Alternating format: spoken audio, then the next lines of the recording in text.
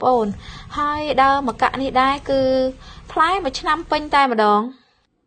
mà cạn tay mà đá mà tay cũng mơ phai bông ôn ơi miên phai chay phai cha mẹ cả bài tôm hai miên từng cả đập chia bị say nó miên ca tham từ tiền cứ phai mà năm pin hậu bật ở đây bông ôn cứ đừng một chú hậu cho môi tực và học chẳng á, tại tràn mốc bắn nhanh, coi bị bay mặc cạ máu lên nhà coi tiếc miền đằng kịp cả đám, ông ôn plai từ kịp cả đám dưỡng khai nâng cứ symbol, khai plieng nâng cứ đằng cho tận nào ở tê,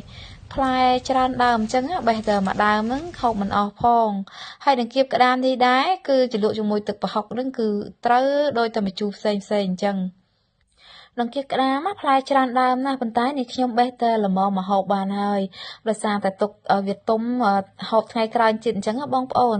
ហើយដើម្បីបង្កើនរសជាតិប្រហុកដល់កាត់ដើមម្ទេសដើមក្រោយផ្ទះនឹងដែរបេះ 4-5 គ្រាប់តែម្ដងទៅកុំឲ្យតែហូបតែមួយជូរពេកពិបាកជូរបាក់ហូបអញ្ចឹងបងប្អូនមកបន្ថែមជាមួយនឹងផ្លែចេកខ្ចី 4-5 ផ្លែអញ្ចឹងមកយើងទុកអាណាល្អទុកជៀនទុកអីផ្សេងអញ្ចឹងណាចាហើយ ឥឡូវដោះមកជូរមុខទៀតហើយបងប្អូនស្គាល់អត់នេះផ្លែអីគេចានេះគឺជាដូនមួយកន្ទូតបងប្អូនខ្ញុំនិយាយលេងទេតាំងកពិតទៅផ្លែត្រលឹងតឹងគឺនៅសល់ប្រហែលជា 4-10 ផ្លែទេបងប្អូនចំណែកដើមនេះវិញសល់តែ 2 ផ្លែធំហើយនិយាយពីរសជាតិវិញនិយាយថាជូរលះជូរជ្រះតែម្ដងណា ដើរបេះម្ជូរបាន 3-4 មុខឥឡូវមកជូបស្លឹកនាងវងបេះជីនាងវងហ្នឹងដើម្បីដាក់ក្នុងប្រហុកដើម្បីបង្កើនរសជាតិមិនបង្អង់យូរមកជូបផ្លែស្វាយដែលទៅនឹងក្តឹបរៀងធំល្មមបេះប៉ាត់មួយតែម្ដងបងប្អូនចាក្រោយពីបេះក្តឹបស្វាយបានហើយមកវែកបើម្ជូរដែលខ្ញុំថាជាដូនមួយតលឹងតឹងបាញ់ណាគឺកទួត និយាយពីថារសជាតិវិញណាជូរជ្រះជូរលះដូចតលឹងតឹងនឹងឯងបន្ទាប់ពីបេះកន្ទួតបានហើយបងប្អូនហើយតែរកគ្រឿងម្ជូរបន្តទៀតគឺផ្លែអ្វីដែរបងប្អូន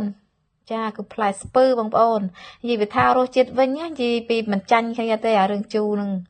ជូរជ្រះជូរលះដល់ឋានណាឋានណីទេសារហ្នឹងបងប្អូនហើយ ដើរបេះគ្រឿងម្ជូរ 4-5 មុខហើយនៅមិនអស់ចិត្តមកមើលអាដើមម្ដេញដែលកំពុងផ្កានេះបងប្អូននិយាយពីថាមានក្តឹបស្ញែតែអត់ទាន់ឆ្ងាញ់ទេរៀងចាប់អញ្ចឹងណាឥឡូវទៅមើលលទ្ធ